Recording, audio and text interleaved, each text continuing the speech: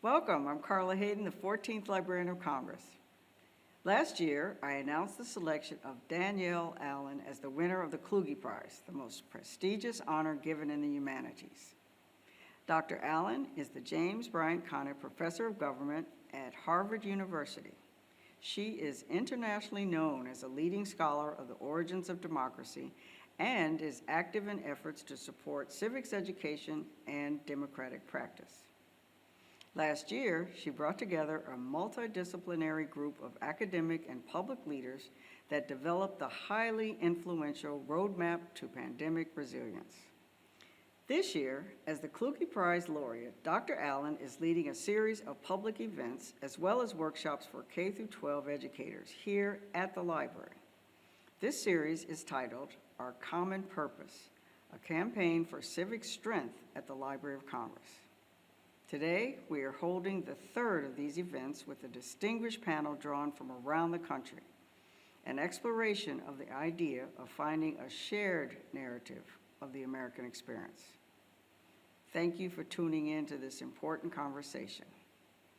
Now, I'd like to turn to Dr. John Haskell, Director of the Kluge Center at the library, to introduce the panelists. John? Thank you, Dr. Hayden. And thank all of you for joining us for the third event in Our Common Purpose, a campaign for civic strength at the Library of Congress. As America nears its 250th year, our understanding of the nation's founding documents continues to evolve. As a nation, we engage the tension between celebrating what is good about the U.S. and its history, and at the same time addressing the exploitation and inequality that is also a part of that history. Kluge Prize winner Danielle Allen worked with us at the library to put together a panel to explore, from a range of perspectives, the challenge of finding a shared American historical narrative. Joining us today are Natalia Molina, a leading historian and professor of American Studies and Ethnicity at the University of Southern California. Natalia is the author of 2 award-winning books on the relational and regional construction of race in America. First, Fit to Be Citizens, Public Health and Race in Los Angeles, 1879 to 1939, and How Race is Made in America, Immigration, Citizenship, and the Historical Power of Racial Script. She is a National Endowment for the Humanities public scholar and a former MacArthur Fellow. Next, we have Kathy Park Hong. Her book of creative nonfiction, Minor Feelings, was just this March named the winner of the National Book Critics Circle Award for Autobiography. She is also the author of poetry collections, including Engine Empire and Dance Dance Revolution. Hong is the recipient of the Wyndham Campbell Prize, the Guggenheim Fellowship, and a National Endowment for the Arts Fellowship. Last, we have Samuel Goldman, Associate Professor of Political Science at George Washington University. Sam is Executive Director of the John L. Loeb Jr. Institute for Religious Freedom and the author of God's Country, Christian Zionism in America. His second book, After Nationalism, will be available next month. Before I turn the program over to Danielle Allen, I want to recognize the American Academy of Arts and Sciences, which has supported this effort every step of the way.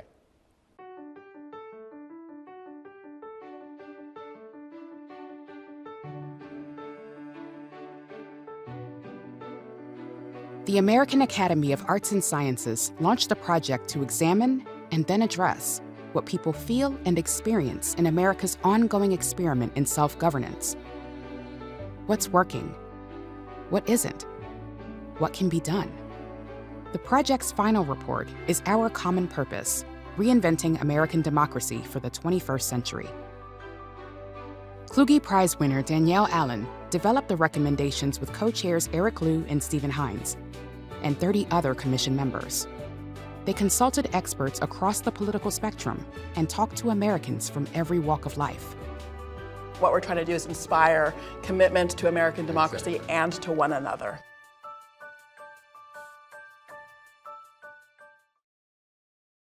We've created this myth, about certain people, and that has created the problems that we see today. One of the things that we did here over and over again is how a fight over how we narrate American history pulls us apart from one another. I think our history plays a role in some of that distrust that exists. And it's something that we're working to try to overcome, even to this day. What unites us as Americans today is a sense of, to some extent, a sense of patriotism, a sense of love for our country. And everyone has their own different definition of what that means or what that looks like. But we all kind of share responsibility. We feel that we share this responsibility. We see so much strife in this country because we haven't been listening. And so I think this is a great first step to listen to the many diverse voices to develop a more just society. I strongly believe that even talking about these is important because it brings awareness. And even when the mood might be negative, the act of being able to discuss it and come up with new ideas is a pathway to change. The idea of America is part of what you're talking about, exactly. that it's not some idea that existed in the past, or it's not even some hypothetical idea in the future. The idea of America is that we are always changing, we're always recognizing our failings and striving to be better, and that is the central idea of America that we need to recapture.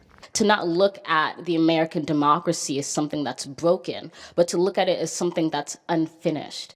We all here know that there is work to be done and there is more work to do. And that's not necessarily something I think that's pessimistic. I think it's actually audacious in the hope that it represents.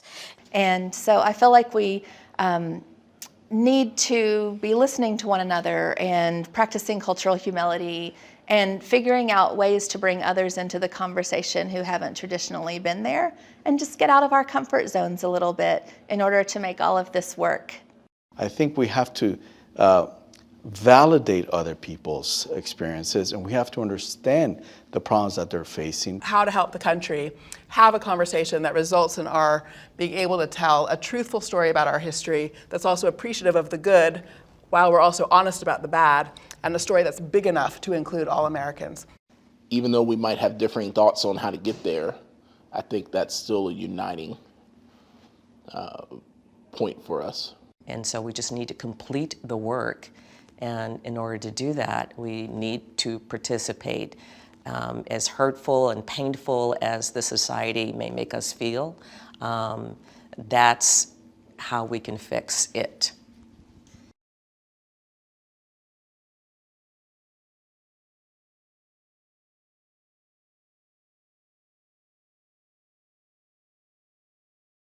Thank you, John. It's terrific to be here this afternoon with three distinguished writers and scholars talking about the question of whether we can find our way to shared historical narratives about the American experience.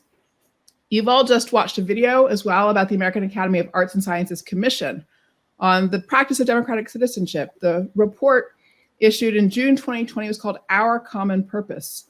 And it lays out a set of strategies for achieving a healthy constitutional democracy in the US for the 21st century. That report came on the back of years of work. And I want to tell you a little bit about that work because it is relevant to our conversation today. The commission had about 35 people from different disciplines, different professional backgrounds, different geographic and demographic and viewpoint backgrounds. And we worked really hard to understand the obstacles to how Americans currently experience democracy, the obstacles to that being a fulfilling and rewarding experience. We wanted to find pathways to improved experiences of participation. We spent a lot of time running listening sessions all over the country, asking people about barriers to participation, about frustration, about what their hopes were for this country.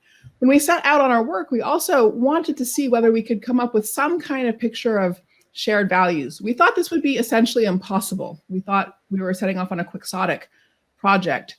Instead, it was surprisingly easy to find agreement across the ideological spectrum on about 90% of the things that people think of as kind of core American values. So liberty and equality, both sides of the political spectrum, people will embrace those ideas. Constitutionalism, rule of law, equal protection of the law, equal opportunity, both sides of the political spectrum, people will embrace those ideas. But here's where we got stuck.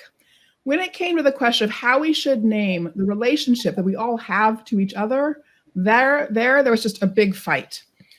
On the left, people were more inclined to say that the bond that should link the residents of this polity is one of solidarity. On the right, the bond that people want to point to is one of patriotism. And neither side was willing to use the term of the other side. We came on our commission to the conclusion that the question of how to name the relationship that should link citizens of a healthy constitutional democracy is the single hardest problem we currently confront as a society. As we thought about that, then we asked ourselves the question, well, how do you help a people figure out how to talk about its relationship to each other again when it no longer has a vocabulary for that? In the report, we argued that we needed a strategy of rebuilding a sense of commitment to one another and mutual commitment to shared constitutional democracy. But how to do that exactly? It was clear as we worked on this question, too, that one of the real challenges is arguments and fights we have over history, over how we narrate the history of this country, the history of its many peoples, and the connections among these peoples that make us who we are in this land. So what we've done for today's conversation is to gather three outstanding thinkers and doers, each of whom is wrestling with the question of American identity, the question of how to narrate the many identities that form whatever this shared thing might be that we have living together in this country. And we're going to ask them to help us think through this hard problem of how we can find our way to understanding how to think about the relationship that citizens and residents of a healthy democratic society should have with one another. How should we name the positive version of that relationship? What kinds of narratives of our histories do we need in order to anchor that kind of healthy relationship? This is a big, hard set of questions and problems. I'm pretty sure we won't get to final answers today, but I am also very sure that we will learn incredibly enriching things from our conversations today with Natalia, with Kathy, and with Sam. And I'm so grateful that they're here. So let me start. I'm going to ask each of our panelists to share their own work and perspective on these questions by asking them to really present and share with us one aspect of their work. Natalia has done a lot of work on a relational concept of race, thinking about race in relational terms, and brings a relational framework into the histories that she writes. I want to just start, Natalia, by asking you to share with all of us what that concept means, to talk about sort of a relational approach to race and how that affects the histories that you write. First, I just want to say thank you for laying out the groundwork for this conversation so carefully. It just has me so excited. This is what we love to talk about, right? And this is what we talk about in our classrooms. In teaching, especially when you teach like a large survey course, a large general ed course, I think of it as having those kinds of listening sessions that you were just talking about. How can we have some shared texts? How can we discuss ideas? And how can we prepare our students with the tools they need to then continue to find out information so that they can continue to have these conversations? I just really think of it as a civic project.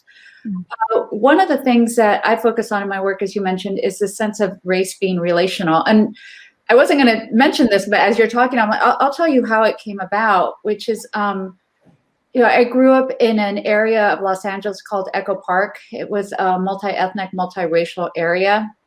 My neighbors were working class whites, Vietnamese refugees, Chinese nationals, third generation Filipinos, Mexicans, kids that were both, Mexican and Irish.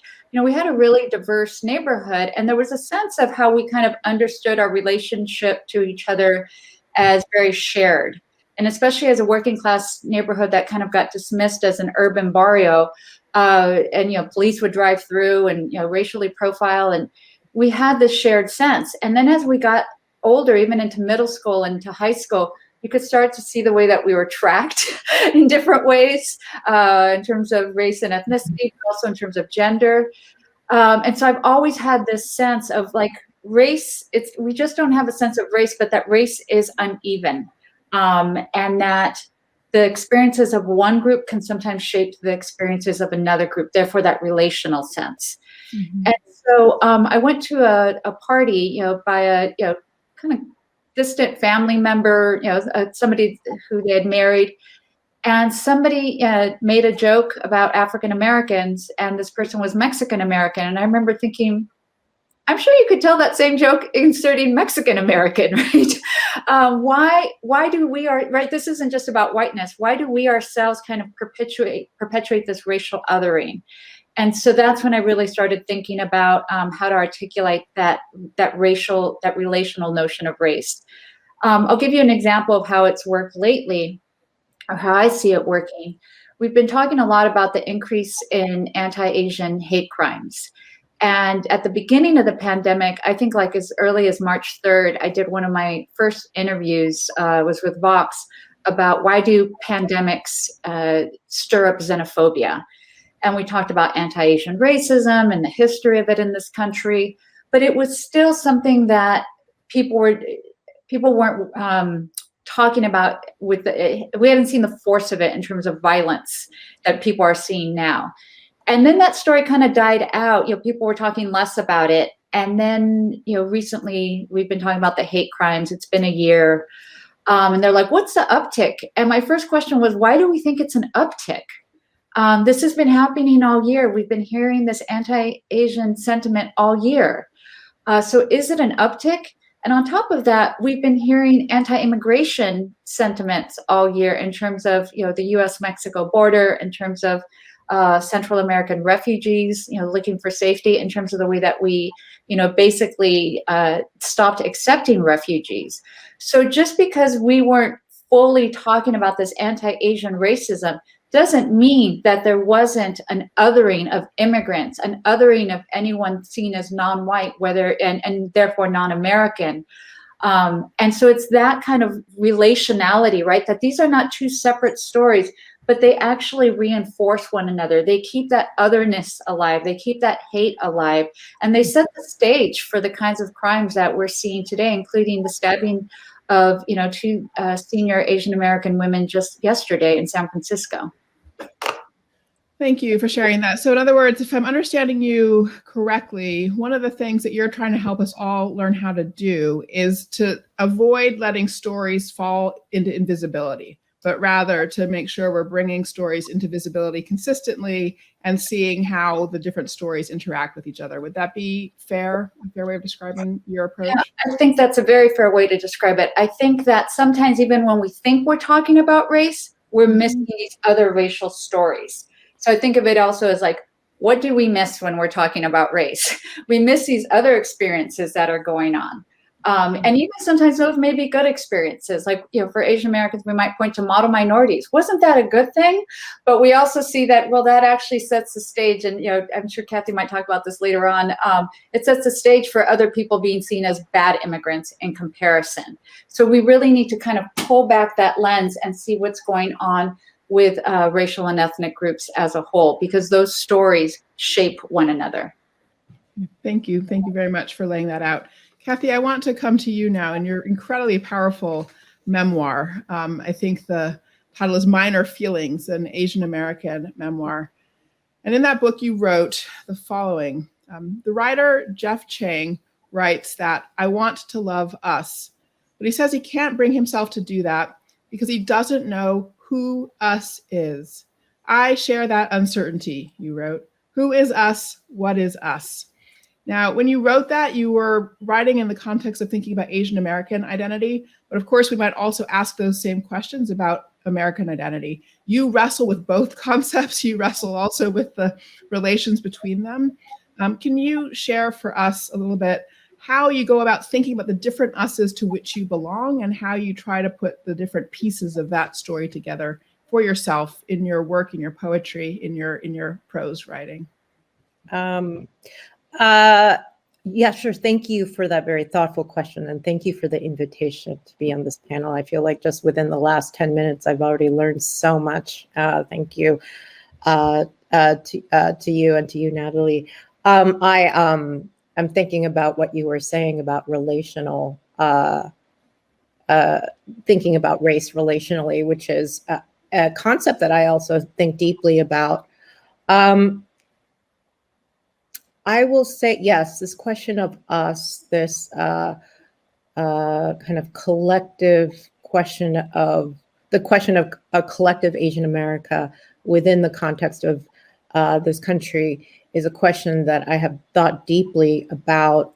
Maybe I should quote Linda Martine Elkoff, who is a scholar, who said that before 1965, the America was very comfortable thinking of itself as majority white and with a stable minority, which was African American. So it's like 80% white, 20% African American, Latinx, Indigenous, etc. Since 1965, since the Hart-Celler Act, which opened up immigration to Asia, Africa, Latin America, all these non-white countries. I think at the time, Lyndon Johnson assumed that it would be mostly Europeans immigrating to America, when in fact it was all non-Western countries, non-whites, BIPOC, or people of color, whatever term you wish to use, will be the majority in 2050.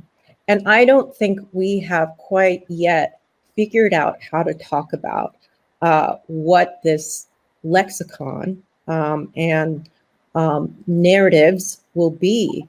I think before it was always a kind of either, we're so used to talking in binaries where it's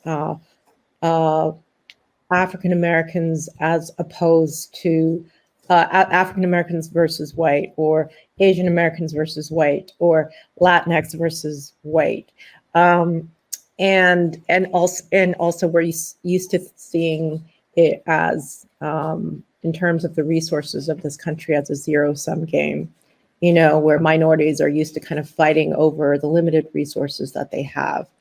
And what I hope, in this time period, there's been so many political upheavals that we will really reevaluate how we talk about who us is. First of all, from kind of changing what that national consciousness is, which was one of white innocence that kind of erased the long legacy of enslavement and genocide of indigenous peoples, but also, and this is, I guess, where Asian Americans come in, the managing of borders so that non-whites can come in. And I think here, perhaps there are more similarities between Asian Americans and Latinx people, where we were considered viruses or diseases, or in the late 1800s. And then when we did, even when we came in after the 1960s, it was based on a very strict quota system. I don't really, in terms of who us is in among Asian Americans, in certain ways, it's very easy for a lot of Asian Americans to say, there is no us. We're all very different. We make up these different ethnicities. I, as a Korean American, really don't have any similarities with someone who's Cambodian or Hawaiian Pacific Islander. We don't even have a shared mother tongue the way Latinx people do. So you could say that we're more of a disparate group. But what I was hoping to do in my book, Minor Feelings, is to open up the question and possibly encourage the idea of Asian American, the term Asian American, as not just a label that is foisted upon us when we, or our grandmothers or our parents or grandparents enter the country, but to remind us of its origins, which was, it was coined in the late 60s, in 1968, by activists, Asian American activists in UC Berkeley. And it was meant to be in solidarity with the Black Power movement and with the anti-imperialist movement. in the late 60s. And what I'm hoping is that this term Asian American is not just a label that flattens us, but rather that it is a term like Black or queer or so forth is an oppositional identity. You know, it's oppositional identity, and it's not necessarily even an identity, but more of a coalition of peoples. So that, you know, that's my, and that way, you know, people would feel less comfortable about identifying with Asian American. But I think also by loosening up these labels, there are probably more connections that could be made between Black Americans and Latinx people too, you know, using the language of social justice and, you know, democracy and so forth. And where do white Americans fit into that picture, Kathy?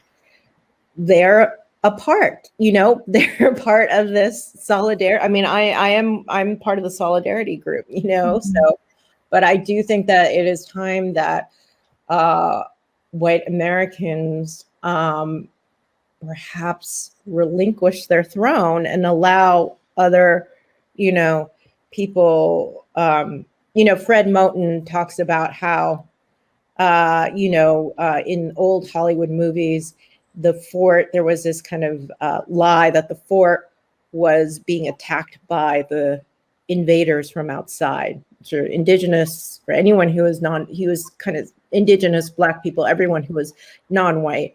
And when in fact it's the opposite. The fort is, the people in the fort are the invaders, and everyone else around the fort are the people who are being invaded upon. And I think we need to kind of reshift the focus and see and kind of re-centralize the surround, the people, you know, and also acknowledge, and also we need to, this is one quick thing that I was going to say, there are also a lot of racism and classism within racial groups. And I'm very, very concerned about that. And that's, if that doesn't get addressed anytime soon, it's going to corrode.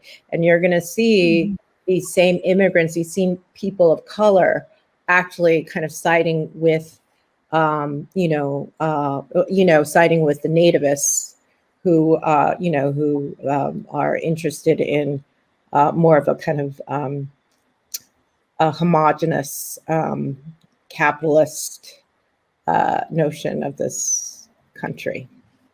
Okay, so I'll follow up on that a little bit, but I'm going to turn to Sam, but just to note that so you're articulating a project of solidarity, you're drawing on the concept of oppositional identities. That's an interesting contrast to sort of relational framework that Natalia was articulating. I'm hearing an invitation to people of all kinds of backgrounds to participate in a solidarity project that is about egalitarianism in effect, and lots more to talk about. But let me turn to Sam. And Sam, you have an important book coming out this fall, I think, called After Nationalism. You're a scholar of the history of religion in this country, the history of cultural change and transformation and conflict. And about this book, you said, to secure the general welfare in a new century, the future of American unity lies not in monolithic nationalism. That sounds like a similar concept to the one that Kathy was just invoking. We should move in the opposite direction, go small, embrace difference as the driving characteristic of American society, and support political projects grounded in local communities. What do you mean? And does it mean that it's time to give up on trying to find shared historical narratives? Well, like the other panelists, I first want to thank you for the invitation and the opportunity to participate. And for the audience, I should announce that the book will be available in June. So you don't have to wait until the fall, and pre-orders are now open. But to turn to the substantive question, I think that our interest in consensus is itself an historical phenomenon. And in the book, I describe the development of a sort of academic industry in search of consensus in the wake of the Second World War, which I think was the turning point in America's transformation from essentially an Anglo-Protestant nation state to what we might call a multi-ethnic democracy or a liberal democracy or something like that. And that change required a new way of understanding consensus that could include a wider range of citizens, even if it did not immediately or perhaps ever include everyone on equal terms. So it's easy to understand why the concept of consensus became so important. But I also think that it has real limitations. It's extremely broad. This is an extraordinarily large country with a lot of people who have different stories to tell. And the broadness requires consensus to be rather vague. And you may have found that in your own work. You described at the beginning, finding that participants in your discussions agreed on the same basic values, but I suspect found it much more difficult to agree on what exactly those values meant or what priority might exist among them. So at a level of extreme abstraction, it's not so difficult to find some degree of consensus. When you get more specific, it gets a lot harder. And that's what encourages this academic industry, which promises in every generation or every few years that finally we will discover the true bond among us that has eluded us so far. And the point of the book is that I'm skeptical of that enterprise. I'm not prepared to say that it should be abandoned entirely, or I wouldn't participate in discussions like this. But I do think that a redirection of energy away from the pursuit of consensus and toward the cultivation of more limited and maybe also more controversial forms of association and meaning would probably be useful. And I mean four things by that. The first is that I think pursuing consensus for its own sake is not very effective because you end up being strategic, you end up hedging. It's better just to be honest about what you actually think, which others may agree with and accept, but they also may not. So rather than being coy and trying to split the difference in these discussions, as I think often happens, it would be better just to begin from a statement of what each of us actually thinks, with the understanding that it may not be the same as what others think and what others have experienced. Second, following from my preference for honesty over strategy, to borrow a line from the political theorist Yuval Levin, we overrate communication and underrate communion. And what I think he means by that, or at least what I mean by that, is that determining the correct story in abstraction and in advance and then telling people what it is doesn't work very well. If you are serious about cultivating bonds among people who don't agree, or at least initially don't agree, you have to work and live with them face to face and in person. And that imposes some limits of scale. Zoom and other online platforms have their place and can be useful tools. But I really think that we need to rededicate ourselves to in-person, face-to-face encounters rather than relying on social media or on grand pronouncements that are easily communicated by old-fashioned mass media. Third, I think it's important to be specific, to discover a narrative of American history or national identity that is going to account for everything and everyone is really, really hard. And as I've suggested, I think it may be impossible. That doesn't mean that we can't agree or find consensus about anything. So rather than starting from the top at the most abstract and difficult, it's probably better to start with the things that are closer to home in our own institutions, our own regions or towns or religious communities. That may not be enough to satisfy the task entirely, but again, I think moving away from the consensus model and toward more direct and personal encounters would be helpful. Last, and in some ways most important, be creative. And by be creative, I don't just mean be different. That's sort of a cliche. But I think we rely heavily on academic discourse to affect people's lives in a way that it is really not intended to do and probably can't. So a successful example of this is Hamilton, which I don't even like for very predictable academic reasons. This is an artistic work that would never pass peer review, but is much more successful in speaking to people and in shaping their perceptions of themselves in American history than any academic publication could be.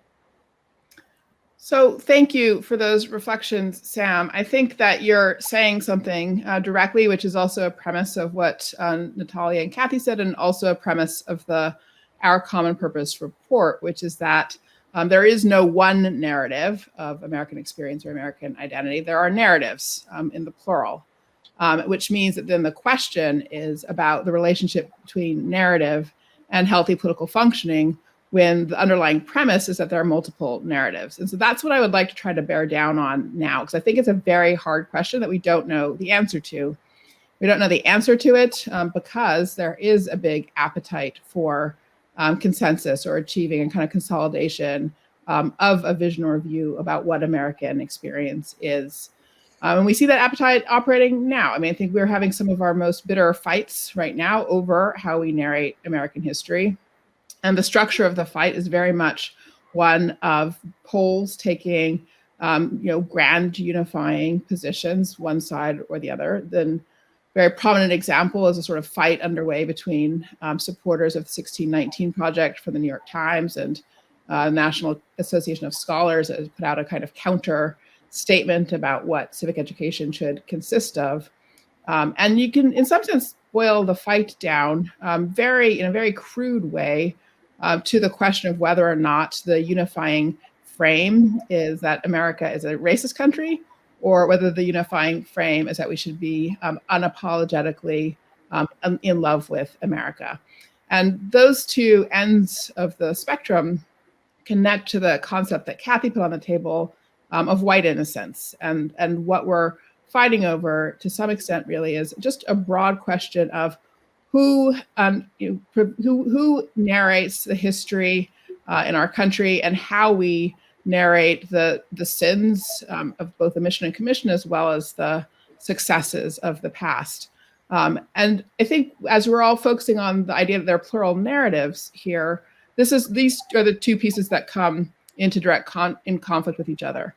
There's a sort of universe in which we do have plural narratives, but the narratives themselves fall on either sides of a binary line of understanding around the question of how we take responsibility for history's manifestations in the present.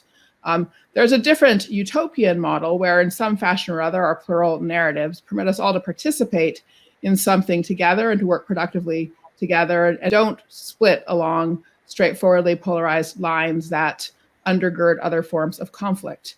And I think right now we just really don't know how to get from one place for thinking about plural narratives to the other. So having said all that, I'm now going to turn it back to each of you and ask you to really think on behalf of the community of people who are watching this.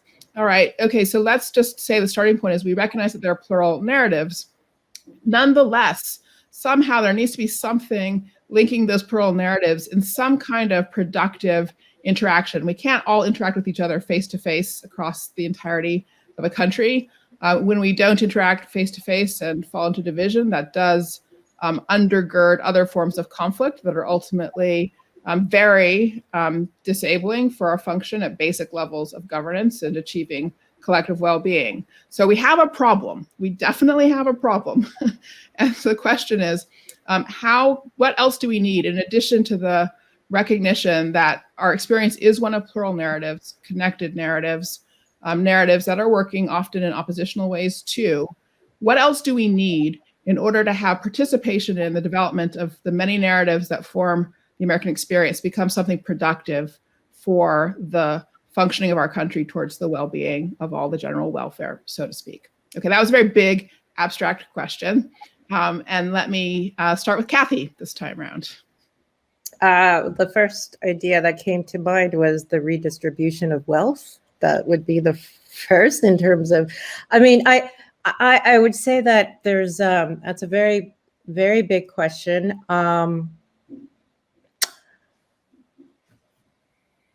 I do think that the question that I always have is, you know, and this is actually a quote from Jess Rowe, who wrote this book called White Flights. And what drives his book is that in American history and American literature, we haven't really thought about how, in literature and in society, you know, and in our economy, right? We haven't really thought seriously about how we live together. How do we live together? What do we, how do we do that? And, you know, as we know, it's easier to kind of envision a utopic idea or point out the problems in art and literature than it is in legislation, and, you know, and in society. It's like the process is glacial when it comes to changing laws, whereas what could lead the way definitely is the arts. Unfortunately, we've seen adverse side effects of that with science fiction in Silicon Valley. But I think, like, you know, with literature, there is something to be said about this question of how do we communicate? How do we live together? And I do think that as a writer, I can only speak on that. And I guess for me, it's harder for me to kind of pinpoint where we are similar. You know, I think what I'm hoping is that we all get a chance. It's not a zero-sum game, and that we all get a chance to tell our stories. Mm-hmm. I was just listening to NPR, and this state senator John Liu was being interviewed, and he was saying when he was growing up in the public schools, you know, in a history book that was 2 inches thick, there was a paragraph on Asian American history. Mm. And I do think that there is a real connection between just this total erasure of Asian American history and American ignorance of it to a lot of the hate incidents that are happening now.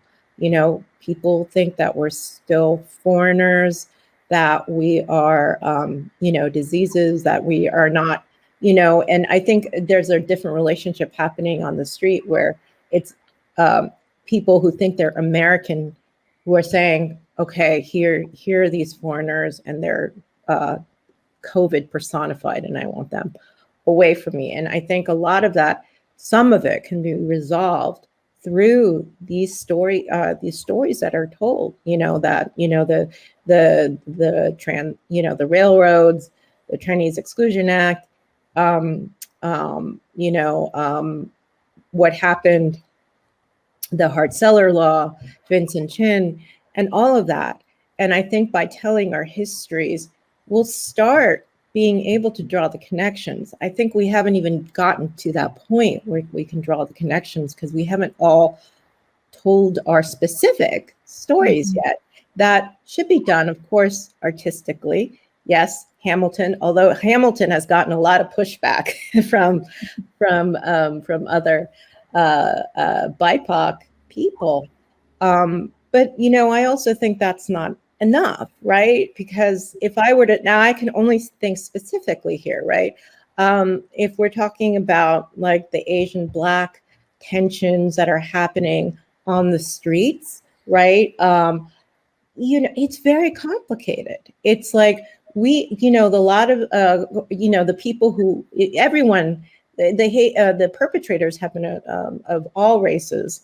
But what I've noticed that in New York City, when it's a Black person who's assaulting an Asian person, they are homeless, they're unwell. You know, that says something more about the mental health, the mental health care system, and how that's just completely neglected. A lot of it is also just the erosion of the social state, you know, or for instance, or the lack of investment in Black businesses, you know, or like, or Asian Americans. You know, a lot of the working class stories of working class Asians are not told, you know, and they're also in a lot of they have precarious jobs. They're in the service industry. They're just exploited and so forth. And there's not, and they have also been victim to the erosion of the social state. So I think, I don't know if there is any kind of commons. If I would say the connection is actually protecting citizens through financially and redeveloping that social and developing that social state. Start there, but also I'm not like some of those but we also have to somehow combine race and class. Talk about, we can't just say, oh, like Andrew Yang, just give everyone, it's not about identity, just give everyone $1,000 a month and they'll be happy. We have to use both rhetoric, both like how, like take all the abstract terminology about wealth redistribution, a restoration of justice, I'm going to go further, police and prison abolition, but make it personal. And that's where race comes in, and talk about how it personally applies to your community. Thank you for sharing those thoughts, Kathy. Sam, I'm going to come to you now and ask you to address the same question. I think everybody here on this panel is starting with the idea that we need plural narratives, multiple narratives. There's not a single narrative, not a single consensus, architectonic consensus to be achieved here. Yet that I'm adding the element that in that pluralism, we have to somehow find a way past the problem of having those plural narratives end up separating along a very strictly polarized divide. So I'm asking you for your thoughts about the way forward in that context. Well, so this is a good example. I think that I oppose most of the things that Kathy has mentioned, and I believe that they would be counterproductive. So we disagree about that, which is okay, but I think illustrates the challenge here. My own instinct is that we need to find ways to liberate social institutions from mandates and regulations and restrictions that make it very difficult for them to pursue their own conceptions of who they are and what they're for. So historically, a lot of the energy in these discussions has gone into debates about public schools and what should be taught in public schools and what the right textbooks are and which are the wrong textbooks. I think, on the contrary, the problem is not that the right or wrong textbooks are being used, but that heavily regulated bureaucratic institutions are really incapable of generating the sort of confidence and solidarity that we want. So the really revolution in education over the last year, even though it has been disruptive and threatening in certain ways, I think is very promising, because it offers new possibilities for people who agree with each other to find ways to educate their children in a manner that they can fully endorse. And again, I think we should start with the difference and making sure that people have opportunities to live and work with those with whom they do agree before defaulting to the broadest level of social consensus. I'm sorry, can I just ask where do we disagree here? Because I'm not asking for a consensus. Right. I think that greater public emphasis on racial identity would likely be counterproductive rather than helpful. I think that attacks on private property or capitalism similarly would be destructive of possibilities for living together in peace. As I said, I would go in the opposite direction. So the point that I'm trying to make is not that I'm all right and you're all wrong. People will judge for themselves. But that when we get specific, we find that we disagree often profoundly, even though it can be easy in the abstract to claim agreement on a broad set of values. Now, I asked a question about how we can move from a recognition of the need for pluralism in our narratives to avoidance of polarization of that narrative landscape, even in a context of pluralism.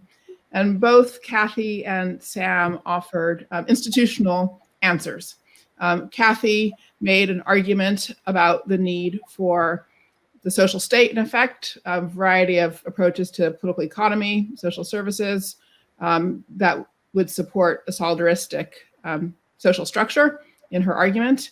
Sam made an argument about deregulation, in effect, the sort of loosening of institutional connections to the state, the opposite direction from Kathy, in order that communities be able to self-determine. So we had two very different pictures of the answer, but they were both institutional answers. So I'm going to turn to Natalia and ask Natalia to take us back to history and narrative. And for you as a historian, Natalia, how do you think about this problem I've just put on the table here of, again, we recognize the value of pluralism in narrative work around American history, American identity. You started off our conversation by pointing to the value of conversations and by giving about the importance of giving your students intellectual tools. I'm wondering if there's anything in the process of working on history and storytelling that can be supportive of healthy relations, even across lines of difference where we accept pluralism in our narratives. Yes, I mean, I'm also, this is a great conversation because you have me thinking about this and these were like, where do I fit in this? I mean, I did actually, when you asked the question, I went back to, what we do in our classroom. And part of it is that we don't need to come out with consensus, but we do listen to each other. We do understand then where these stories come from and then how we can do research, what making an argument is, what having evidence is. And I've been thinking about it, whenever you give a talk on race, one of the questions you inevitably get is, where do we go from here? What do we do now? They don't necessarily frame it in the way that you laid out carefully and with the work that you've already done, Danielle, but, just your average person wants to know, what do I do? And I was thinking about that after the attacks on the Capitol. There's a vocabulary, right? We don't have a shared vocabulary around that, but the attacks on the Capitol on January 6th. And I was thinking about it, obviously, with all the protests around George Floyd's death in the summer. And after that point, my sister-in-law, who lives in a conservative place, had posted something on her Facebook that I think all she put was Black Lives Matter. And she got a lot of pushback from people she's very close to, people she is in a shared community with around religion, that she, does face-to-face activities with. And And I saw the back and forth, and I just thought, wow, what does this mean? Here these are people that are doing the kinds of things we say to do, to have conversations, to be in shared community, but they listen to different news, they have these different narratives. How does that work? And to bring them together. And after the attack on the Capitol, I was going to Kathleen Ballou's website a lot, or Twitter feed, which she talks about. She has a book on Bring the War Home, talking about the rise of white nationalism in the U.S. after the Vietnam War, and she was, commenting on what this means today. And I'm like, how do we get her talking to like my sister-in-law's neighbors?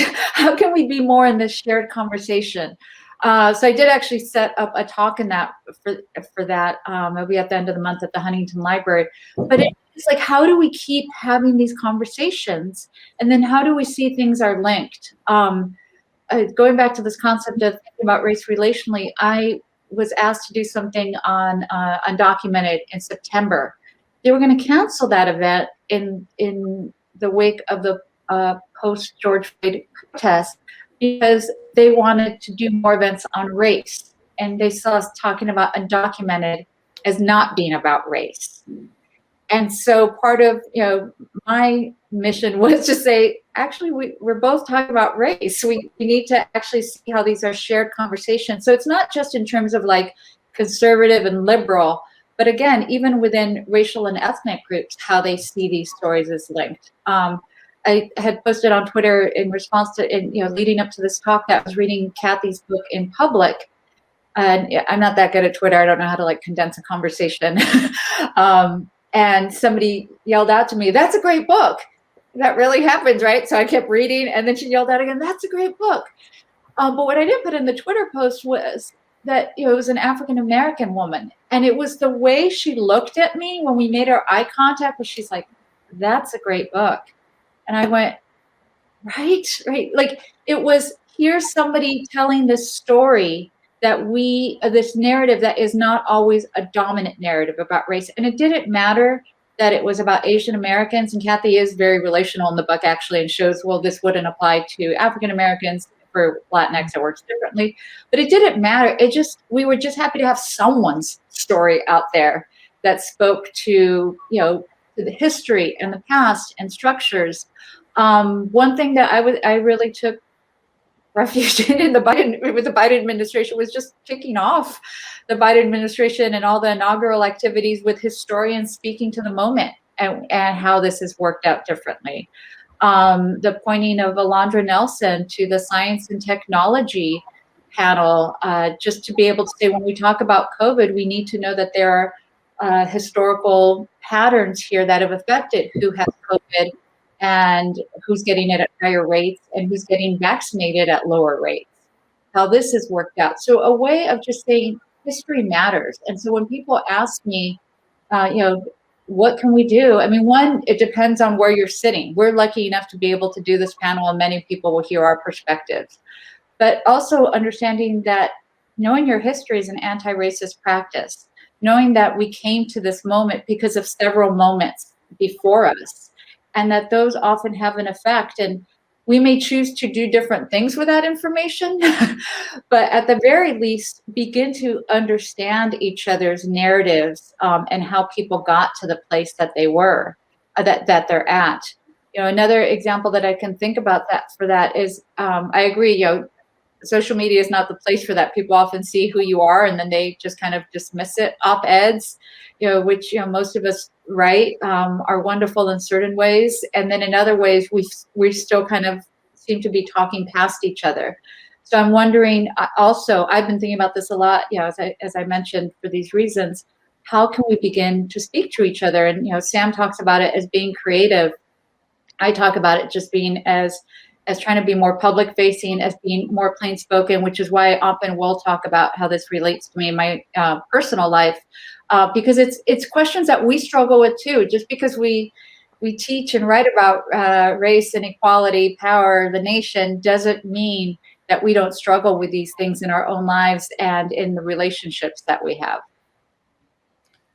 Thank you. You've all really offered us a lot of rich food for thought, and we've certainly traced the terrain of the challenges and difficulties.